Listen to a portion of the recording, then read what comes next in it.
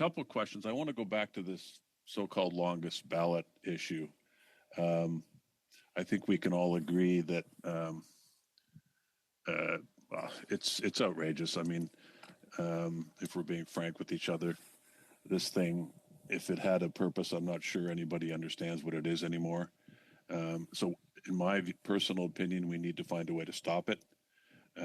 This is not a partisan issue. It's an issue that impacts all the parties in different ways at different times. I mean, it was an issue in Battle River Crowfoot. It was a battle in Mr. Poilievre's previous riding, the one he lost. The name escapes me at the moment. But it was also an issue in previous by-elections where Liberals won the race. So it affects us all equally. Look, in Battle River Crowfoot, one of the candidates, I believe, was from my riding.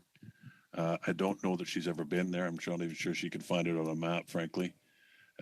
So we need to stop this. So my question is, what steps can be taken to do it? For example, to register as a candidate, you have to submit your papers. You have to go through some sort of interview process, but you don't have to do it in person. I know of circumstances where the person who was responsible for doing interviews spoke to somebody on Zoom or Teams. The person wasn't in the city. The person wasn't in the province. I'm not even sure they were in the country. They were on a boat. I understand, this helps. It helped particularly during COVID in certain circumstances, but is there any thought being given to requiring in-person attendance for people when they're going through this process to conduct the interview when they submit their papers? Thank you for the question. I would be reluctant to require an in-person presence. We have very, very large electoral districts in Canada, probably some of the largest, if not the largest in the world.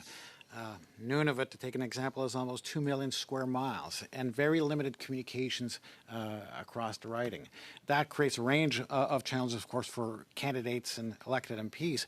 But in large districts, to require the presence at the office of the returning officers, even where we have satellite offices, may present challenges for some of the candidates. So that's not something that I have considered, just to be clear. Okay.